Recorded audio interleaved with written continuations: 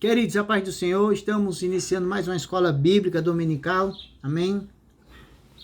Vamos dar continuidade às regras de aplicação da palavra de Deus e em nome de Jesus, no domingo que vem nós vamos entrar no assunto, vamos dizer assim, principal deste trimestre, que vai ser a teologia wesleyana, ok? Então, só para a gente se lembrar, a gente falou na aula passada de algumas regras, né? A regra número 1, estude a Bíblia partindo do pressuposto que ela é a autoridade suprema em questão de religião, fé e doutrina. E aí a gente viu algo a respeito da tradição, razão, escrituras, né? Como elas se encaixam na vida de todas as pessoas que nós conhecemos, né? Sejam cristãs ou não. A regra número 2 diz que a Bíblia é o melhor intérprete de si mesma. E aí a gente fala um pouquinho a respeito de uns cuidados que a gente tem que ter quando nós acrescentamos, né, tiramos ou diminuímos alguma coisa da palavra de Deus, né? E vimos lá em Gênesis 3 que o pecado, na verdade, entra no mundo quando o diabo ele começa a questionar a palavra de Deus, né? E regra número 3, nós vimos, diz que nós precisamos de depender da fé salvadora e do Espírito Santo para a compreensão e interpretação das Escrituras. E aí nós entramos naquela questão de que primeiro nós nos convertemos, né? E depois o Espírito Santo ele trabalha em nós no conhecimento, né? Da doutrina e da palavra de Deus, né? E usamos até, eu acho, 1 Coríntios capítulo 2, versículo 14, que mostra que, salvo engano, que diz que as loucuras, né, que a nossa fé para muitas pessoas é loucura, né, passa a ser loucura, né. Regra número 4 diz assim: interpreta a experiência pessoal à luz das escrituras e não as escrituras à luz da experiência pessoal, né. E já vou juntar com a regra 5, que diz assim: os exemplos bíblicos só têm autoridade prática quando são amparados por uma ordem que os faça mandamento universal. E aí nós vimos aquela questão, né, do que é devocional, né, e o que é interpretação bíblica, né, só existe uma interpretação bíblica, mas que nós temos ali numa conversa particular com Deus chamada devocional, nós geralmente chamamos de devocional, né, nós temos a nossa conversa privada, né, particular com Deus. E ali Deus, ele também usa um versículo para tocar os nossos corações. Mas que eu não posso pegar esse versículo e dizer assim, olha, agora está tudo mudado, né? E essa é a nova interpretação, nova, digamos assim, aplicação para toda a igreja desse versículo, ok? Então, fizemos aqui uma rápida explanação da regra 1, 2, 3, 4 e 5. E agora nós vamos compartilhar com a igreja a regra número 6, que diz assim: o principal motivo das escrituras é o de mudar a nossa vida e não de ampliar os nossos conhecimentos. Como assim, né? Eduardo, como assim? Quer dizer que não é ampliar os nossos conhecimentos? Ó, não é bem isso o que eu estou falando, tá? Mas o que eu estou falando é conhecimento bíblico sem aplicação bíblica, ela não vai ter utilidade nenhuma. Então, nota aqui o que está dizendo. Ó, o principal motivo das escrituras é o de mudar as nossas vidas e não de ampliar o nosso conhecimento. Ou seja, nós aprendemos a palavra de Deus e a partir daí, cada vez mais e mais que nós aprendemos a palavra de Deus, mais a nossa vida ela tem condições de ser mudada, né? Ser direcionada, ser alinhada com a palavra de Deus, né? E com o nosso próprio Senhor Jesus Cristo, ok? Eu sempre costumo dizer o seguinte, que palavra de Deus e comportamento, para nós, tem que ser que nem irmãos gêmeos, né? Não são idênticos. Então, eu gosto muito de usar o exemplo dos filhos de Carla, que são gêmeos. Quem conhece eles sabe a diferença de um e de outro. Então, eles não são idênticos, mas eles têm que ser muito, mas muito parecidos mesmo. Amém? E aí eu posso citar 2 Timóteo, capítulo 3, versículo 16 e 17, né? Certa vez eu escutando o pastor Josafá uma coisa interessante, que eu acho que ele estava falando, que estava pensando, rapaz, se tivesse um manual para a vida era tudo muito mais fácil, né? E ele mesmo deu um estalo nele, e ele mesmo chegou a dizer assim, Não, mas tem a Bíblia, né? E a Bíblia é um manual para a vida, né? E o pastor Josafá está corretíssimo, né? Concordo com o pastor Josafá, né? Nós temos um manual para a vida, tá? Chamado Bíblia, chamado Palavra de Deus, né? E que é excelente a sua... que nós podemos aplicar, né? De forma grandemente nas nossas vidas, tá? Então, 2 Timóteo, capítulo 3, versículo 16, ele diz assim, né? Toda a escritura é inspirada por Deus e útil para o ensino, olha aí, para a repreensão, para a correção e para a educação na justiça, a fim de que o homem de Deus seja perfeito e perfeitamente habilitado para toda boa obra. Então, nós temos aqui um manual prático da maneira ou da forma como nós devemos nos comportar, né, agir, e até a forma correta como nós deveríamos pensar, né?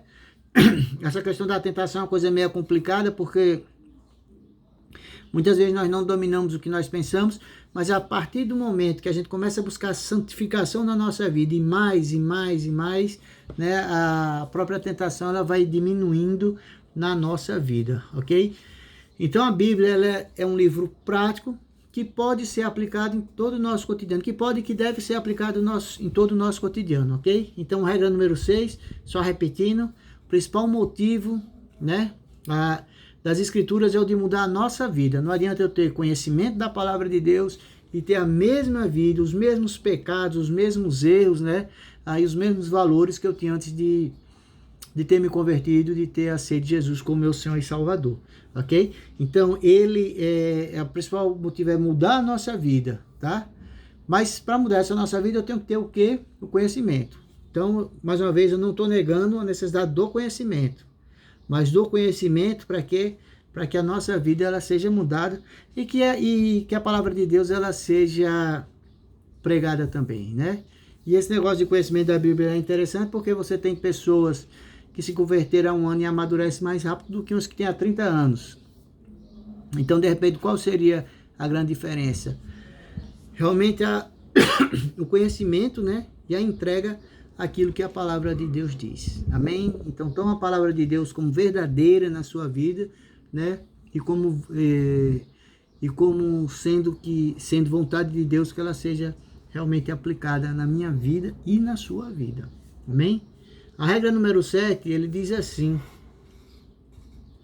todo cristão tem o direito e a responsabilidade de interpretar pessoalmente as Escrituras de forma responsável, com humildade e atitude de oração. Amém? O que é que essa regra quer dizer? Ela quer dizer que nós temos o maior privilégio que um ser humano pode ter, ou seja, de ler a palavra de Deus e de interpretar a palavra de Deus. Muitas vezes nós somos muito reféns, né, dos nossos professores de escola dominical, dos pregadores das nossas igrejas, não que eles não sejam homens e mulheres de Deus, não, tá? Não é isso que eu estou dizendo aqui, não. Mas o que eu estou dizendo aqui é que eu posso aprender a palavra de Deus buscando essa palavra de Deus. E às vezes o contato que eu tenho com a palavra de Deus é só na escola bíblica dominical, né, para alguns, porque nem todos têm o hábito de assistir à escola bíblica dominical, e nas pregações, né, ou nos devocionais de outras pessoas. Mas o que é que essa regra 7 diz? Que nós temos o direito e a responsabilidade, ok? De interpretarmos pessoalmente as Escrituras, né? E aí de forma responsável, de forma humilde e em atitude de oração. Amém? E aí Jesus, em certo diálogo, Jesus foi muito bem claro quando diz assim: errais por não reconhecer as Escrituras, né? Ó, vocês estão errando porque vocês não conhecem a Escritura.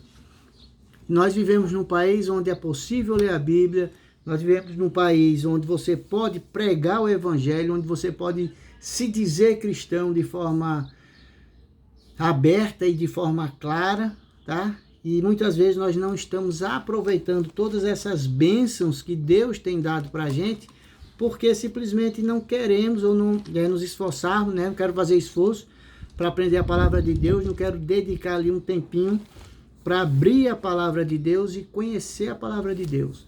Então, Conhecer a palavra de Deus é um direito nosso, isso é importante, é um direito nosso, ok? Algumas religiões, por exemplo, não permitem, né, que você, ou entende que o homem normal, eu vou dizer assim, ele não tem capacidade de entender a palavra de Deus, né, de ler a palavra de Deus, tá? Mas nós temos nós acreditamos nessa capacidade, nós acreditamos que isso é um direito, mas também é uma responsabilidade, tá? Eu acredito que Deus vai cobrar isso de mim lá. Mas, Eduardo, por que você não leu essa página na Bíblia? Ah, não tive tempo. Não teve tempo, uma vida, 20 anos de crente, né? 30 anos de crente, né? Quantos de nós ainda não lemos a Bíblia toda? Eu fico feliz toda vez que chega mais ou menos em outubro, novembro, dezembro, aí começa, né? Um irmão disse, irmãos, tive uma bênção, acabei de ler a Bíblia toda mais uma vez esse ano, né? Que coisa boa. Que coisa bonita, né? O conhecimento da palavra de Deus, né? Então, assim, se você ver quantas pessoas realmente exerceu esse privilégio de poder ler a palavra de Deus toda, né? Não estou falando nem no ano todo, mas pelo menos uma vez na vida, ler a Bíblia toda, né? Quantos de nós realmente temos esse projeto? Então, assim, faça esse projeto, né? Existem planos de leituras bíblicas ótimos. Eu mesmo baixei uma Bíblia que eu acho que é a Bíblia JFA no meu celular, e ele tem vários planos de leitura. Nesse momento eu estou lendo, estou tentando, né? Eu digo tentando porque eu tenho que terminar para dizer que eu concluí.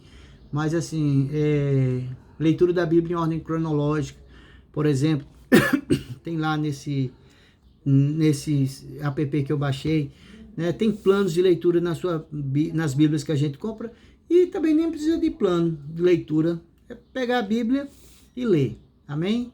Geralmente eu gosto, quando as pessoas perguntam para mim, eu sugiro, ler primeiro o Evangelho de Mateus. Geralmente eu acho ele um evangelho fantástico. Depois ler a Gênesis, e assim a gente vai mais ou menos trocando para poder ter um entendimento, sempre intercalando, né? Eu sempre gosto de intercalar Novo Testamento e Velho Testamento, amém? Ainda sobre isso, Oséias 6:3, ele diz assim: conheçamos e prossigamos em conhecer, ou seja, vamos conhecer a palavra de Deus e vamos continuar conhecendo a palavra de Deus, né? Conheçamos e prossigamos em conhecer ao Senhor, né? Como a alva, a sua vinda é certa, e descerá sobre nós como chuva seródia que rega a terra, ok? Salvo engano, uma chuva seródia, ela é uma chuva que... aqui a gente tem a chuva do caju, que cai, por exemplo, em janeiro. Então, chuva seródia é uma chuva que caía lá no início da primavera, e que todo início da primavera caía. Então, era certo que essa chuva ia cair, ou seja, é certo que Jesus vai voltar. Então, nós precisamos conhecer as coisas de Deus. Conheçamos e prossigamos em conhecer o Senhor. Como é que eu vou conhecer o Senhor? Na sua palavra, ok? Amém? Na palavra de Deus, ok? Então, essa é a regra número 7. Todo cristão tem o direito e a responsabilidade de interpretar pessoalmente as Escrituras de forma responsável, com humildade e atitude de oração. Amém? Vamos partir agora para a 8ª regra. E a 8ª regra diz assim, apesar da importância histórica da igreja, ela não chega a ser decisiva na fiel interpretação das Escrituras. Amém? Então, o que é que a gente quer dizer com isso? Aquele mesmo primeiro princípio, né, que a gente tinha estudado na aula passada, que foi o princípio número 1, que diz assim, que a Bíblia, estude a Bíblia partindo do pressuposto que a Bíblia, é que é a autoridade suprema em questão de fé, religião e doutrina, tá? E o que é que esse artigo, então, quer dizer aqui, o 8º, quando ele diz assim, apesar da importância histórica da igreja, ela não chega a ser decisiva na fiel interpretação das Escrituras. O que quer dizer isso, né? Quer dizer que nós participamos de uma denominação chamada Igreja do Nazareno, não é isso? Eu sou fiel à minha denominação, eu não sou denominacionalista, tá? Outras igrejas eu sei que estão dentro do caminho do Senhor, mas eu sou fiel à Igreja do Nazareno, acho uma igreja equilibrada. E queria até aproveitar para refazer o elogio, a forma como a igreja ela se portou aí nessa crise do Covid, né? Agora eu estou vendo muita gente, né? E assim, principalmente em grupos de pastores, alguns pastores aí pegando Covid, e a igreja nossa, ela se portou mais uma vez de forma excepcional e de bom senso, né? E eu acho que dentro do amor às ovelhas, né? Quando ela tomou algumas decisões relativas ao Covid. Então eu sou grato e amo a minha igreja por isso. Mas essa regra, ela quer dizer o seguinte, que apesar disso, a igreja do Nazareno, não é ela que me diz no que eu tenho que acreditar, entende? Quem me diz o que eu tenho que acreditar é a palavra de Deus. Eu já disse, eu acho que eu já comentei isso em aulas passadas, né? Como, por exemplo, a igreja católica, ela tem a autoridade da igreja no mesmo nível que a palavra de Deus. Aliás, nunca no mesmo nível, num nível maior do que a palavra de Deus. E o que é que acontece? Então, toda vez que a igreja católica, ela tem uma ideia conflitante com a palavra de Deus, prevalece a ideia da igreja católica, por ela entender que a igreja, digamos assim, é o oráculo de Deus aqui na terra. Nós não entendemos isso, nós entendemos que o oráculo de Deus aqui na terra chama-se a Bíblia, amém? E isso acontece com várias outras igrejas também, ou seitas também, né? Por exemplo, os Mormons têm um livro que o que ele fala aqui contradiz a Bíblia, vale o que está no livro deles, né? Os Testemunhas de Jeová têm os escritos de Ellen G. White, por exemplo, que está nessa mesma situação. Então nós não pensamos assim, não é a igreja que vai dizer o que eu tenho que acreditar, mas é a palavra de Deus, amém? Se a igreja do Nazareno, a partir de amanhã, começar a dizer assim, não, isso aqui na Bíblia agora você não acredita mais, acredita nesse outro princípio com base na autoridade da igreja do Nazareno, né? Se amanhã a igreja do Nazareno disser isso, amanhã mesmo eu já estou fora, ok? Por quê? Porque a igreja, apesar de ser muito, mas muito importante mesmo na minha vida e na vida de cada um de nós, ela é muito importante, mas ainda assim, quem dá autoridade de regra de fé e prática precisa ser a palavra de Deus, tá? Daí a importância da regra 7, né? De nós entendermos que todo cristão tem o direito e a responsabilidade de interpretar pessoalmente as escrituras. Eu não posso ficar na mão do que as outras pessoas dizem, mas eu vou beber da fonte. Preciso beber da fonte. E minha fonte é aqui a palavra de Deus. Amém? Eu gosto de cheirar minhas Bíblias, né? Eu tenho saudade de cada uma delas, mas a fonte precisa ser a palavra de Deus, tá? E não a autoridade da igreja, ok? E a última regra que nós vamos comentar aqui hoje é o Espírito Santo quer aplicar as promessas divinas exaladas nas Escrituras à vida do crente de todos os tempos, né? E aqui são os meios pelos quais Deus revela a sua vontade, tá? Se eu pegar a nossa Bíblia, né? Se eu pegar a minha Bíblia e abrir agora em Atos dos Apóstolos, capítulo 2, versículo 25 ao 33. Atos dos Apóstolos, capítulo 2, versículo 25 ao 33, ele diz assim: porque a respeito dele diz Davi, diante de mim via sempre o Senhor, porque está à minha direita para que eu não seja abalado. Por isso se alegrou o meu coração e a minha língua exultou.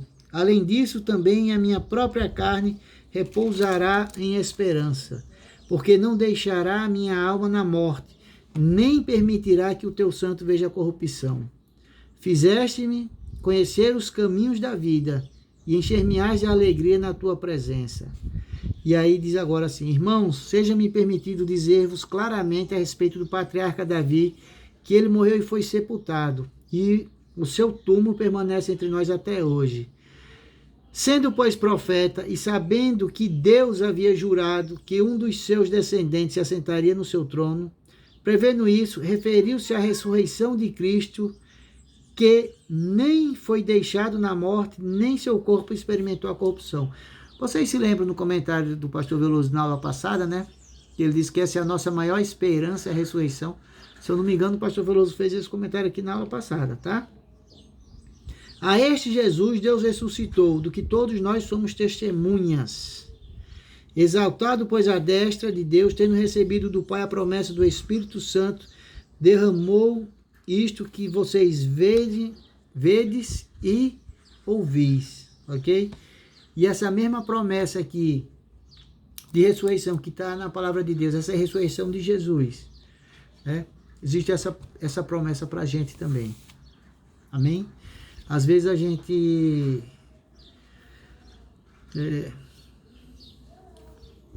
face às dificuldades da vida, né? Nós queremos ou tendemos a fraquejar, mas, queridos, a promessa de Deus aqui de ressurreição é uma verdade.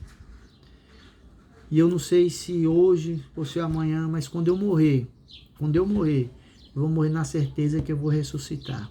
Amém? E eu sei que alguns aqui da igreja sentem saudade de seus mortos. Mas eu quero dizer que aqueles que morreram em Cristo Jesus, eles vão ressuscitar para a vida eterna. Amém? Essa é a nossa maior crença. Eu creio nos milagres de Deus, eu creio na prosperidade que Deus pode me dar, mas a maior promessa que Deus deu para a gente é a ressurreição para a vida eterna. E isso a gente não pode se esquecer. Amém? Isso é algo que a gente não pode se esquecer. Um dia desses eu estava refletindo sobre a vida e está dizendo, a minha vida pode ser difícil, mas ela é alegre. E às vezes a gente confunde dificuldade de vida com felicidade, né? O crente, ele repousa realmente na alegria e na esperança de que nós vamos nos ver um dia. Amém? Apesar da morte carnal, né, que nós estamos sujeitos, nós temos a esperança de vida e de vida eterna. Amém? A minha oração no final dessa aula é para que nós consigamos contagiar as pessoas com a alegria e a certeza da vida eterna. Eu vou deixar agora mais um espaçozinho de 30 minutos, mais ou menos, de sempre, para que a gente possa debater alguns assuntos. E aí a gente pode interagir, amém? Mas nesse momento, eu queria dizer, fica na graça do nosso Senhor Jesus Cristo. E dizer mais, que eu tenho certeza de que aqueles de nós que nos que se manter na fé, né? Que nos mantivermos na fé, vai ter vida e vida eterna ao lado de Deus. Bom domingo para todos.